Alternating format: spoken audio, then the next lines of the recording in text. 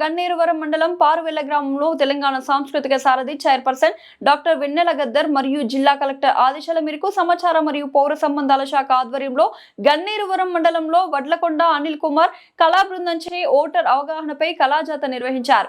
Vote వినియోగంపై ప్రజలకు అర్థమయ్యే విధంగా పాటల రూపంలో అవగాహన కల్పించారు. ఈ కార్యక్రమంలో కళా బృందం సభ్యులు ఆవునూరి కోమల, మహాదేవుని శ్రీధర్, దొగ్గల రాజు, ఎర్ర సురేష్, దొగ్గల శ్రీధర్, పుల్ల శ్రావణ్ కుమార్, రావుల సాయి కుమార్, రా తిరుపతి సామ్రాజ్యం, శోభా, ఎండి ఆసియా తదితరులు పాల్గొన్నారు.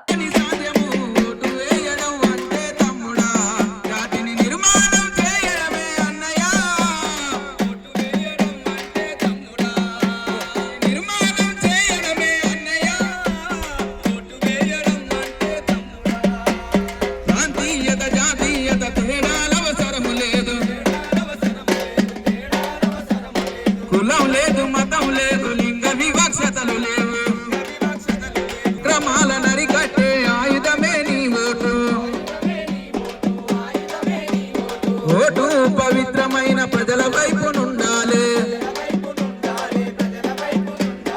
అక్రమాల నరికట్టే ఆయుధమే నీ ఓటు.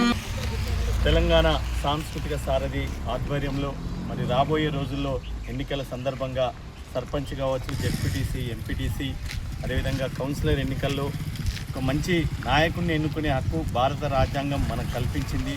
ఆ ఓటు హక్కును మనం సద్వినియోగం చేసుకోవాలంటే తప్పకుండా మద్యానికి, డబ్బుడికి అమ్ముడు పోకుండా మీ యొక్క అమూల్యమైన ఓటు మంచి కోరుకునే వ్యక్తికి, మంచి నాయకుడిని ఎన్నుకుంటేనే మన సమాజం బాగుపడుతుంది.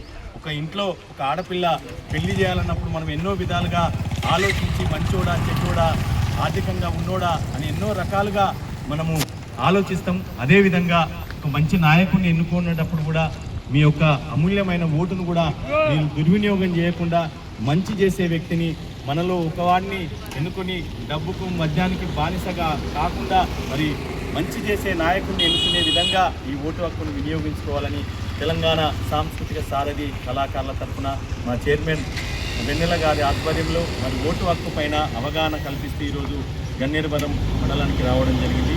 మరి తప్పకుండా మీ యొక్క ఓటు హక్కును 18 ఏళ్ళు నిండినటువంటి ప్రతి ఒక్కరు కూడా మనకెందుకులే అని ఓటు వేస్తే మనకేమొస్తుందనే ఆలోచనతోటి ఇంటికానే ఉండకుండా ప్రతి ఒక్కరూ ఓటు హక్కును వినియోగించుకోవాలి. భారత రాజ్యాంగం మనకు కల్పించినటువంటి హక్కు ఓటు హక్కు కనుక తప్పకుండా 18 ఏళ్ళ పైబడినటువంటి యువకులు ముఖ్యంగా మీరు ఎన్నుకునే నాయకుడిని బట్టే మీ యొక్క సమాజం బాగుపడుతుంది, మన గ్రామం బాగుపడుతుంది. కనుక తప్పకుండా మీ ఓటు హక్కును వినియోగించుకోవాలని కోరుకుంటూ ధన్యవాదాలు.